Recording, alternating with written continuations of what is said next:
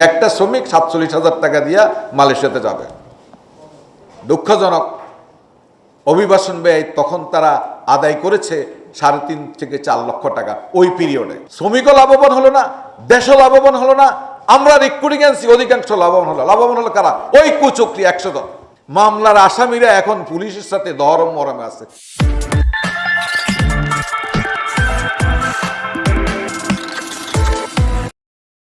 ২০১৬ সাল পর্যন্ত বিভিন্ন সময় বাজার বন্ধ হয়েছে, বাজার খুলছে, কিন্তু কখনো সিন্ডিকেট ছিল না।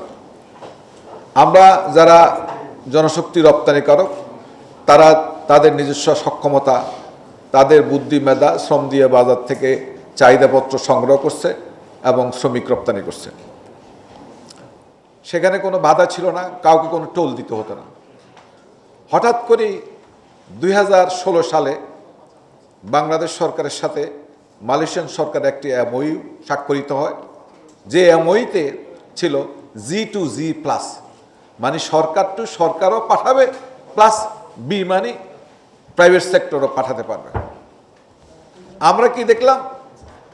প্রাইভেট সেক্টরটাকে তারা ১০ জন রিক্রুটিং এজেন্সির মাধ্যমে সীমাবদ্ধ করে দিছে। তখন আমাদের রিক্রুটিং এজেন্সির সংখ্যা ছিল প্রায় ১২০০ রিক্রুটিং এজেন্সিকে বাদ দিয়ে শুধু ১০টি রিক্রুটিং এজেন্সিকে শ্রমিক পাঠাবার জন্য অনুমতি দিয়েছে দুই দেশের সরকার। অভিবাসন ব্যয় নির্ধারণ করেছিল ৪৭,০০০, যে একটা শ্রমিক ৪৭,০০০ টাকা দিয়া মালয়েশিয়াতে যাবে। দুঃখজনক, অভিবাসন ব্যয় তখন তারা আদায় করেছে ৩.৫ থেকে ৪ লক্ষ টাকা ওই পিরিয়ডে। ২০১৮ সালের ১৮ই সেপ্টেম্বর মাহাথির মোহাম্মদ এই অনিয়ম, দুর্নীতি এবং অতিরিক্ত অভিবাসন ব্যয়ের কারণে বাজারটি বন্ধ করে দেন সাময়িকভাবে। অনেক দেন দরবার করে ২০১৮ থেকে ২০২১ সালের ১৯শে ডিসেম্বর পুনরায় আমাদের সরকারের সাথে একটা এমওইউ স্বাক্ষরিত হয়।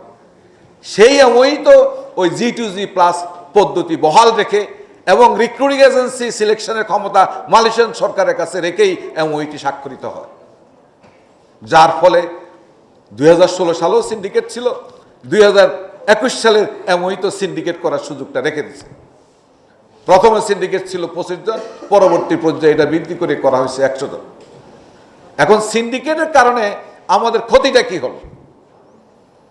প্রথম কথা হচ্ছে, আমি একজন রিক্রুটিং এজেন্সির মালিক, আমি সরকারের সমস্ত বৈধ নিয়ম কানুন মেনেই আমি আমার লাইসেন্স পেয়েছি। আমাকে আমার অধিকার থেকে সরকার বঞ্চিত করছে, আমাকে শ্রমিক রপ্তানি করতে মালয়েশিয়াতে বাধাগ্রস্ত করছে। আমি আমার অধিকার এক্সারসাইজ করতে পারিনি।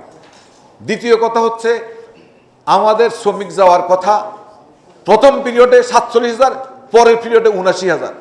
পরের পিরিয়ডে আমার শ্রমিক গেছে, আপনারা কিছুক্ষণ আগে একটা ডাটা দেখছেন, কখনো ৪.৫ লক্ষ, ৫ লক্ষ, ৫.৫ লক্ষ টাকা দিয়ে এক একটা শ্রমিক এদেশ থেকে গেছে। এখন শ্রমিকও লাভবান হলো না, দেশও লাভবান হলো না, আমরা রিক্রুটিং এজেন্সি অধিকাংশ লাভবান হলো কারা? ওই কুচক্রি ১০০ জন। যার কারণে ২০২১ সালে ১০০ জন সিন্ডিকেট করার সাহস পেয়েছে। আপনারা পত্রিকা লিখেছেন হাজার হাজার কোটি টাকা এই সেক্টর থেকে লুটপাট হয়েছে। মামলার আসামিরা এখন পুলিশের সাথে দরম মরমে আছে, একসাথে চলাফেরা করে, একসাথে খাওয়া দাওয়া করে, পুলিশ তাদের কাউকে গ্রেপ্তার করে না। তো আপনি যদি অপরাধ করেন, অপরাধের যদি বিচার না হয়, তাহলে অপরাধ কি কোনোদিন বন্ধ হবে? কোনোদিন বন্ধ হবে না। আমরা বিভিন্ন সেমিনার, সিম্পোজিয়াম এবং মন্ত্রীর কাছে, দুদকের কাছে, প্রধান উপদেষ্টার কাছে পর্যন্ত আমরা আবেদন করেছি এদের বিচারের জন্য। আজ পর্যন্ত একটা রিক্রুটিং এজেন্সি গ্রেপ্তার হয়নি, হয়েছে শুধু ওই যে মন্ত্রী সাহেব গ্রেপ্তার হয়েছেন। তাহলে বাকিরা কি নির্দোষ?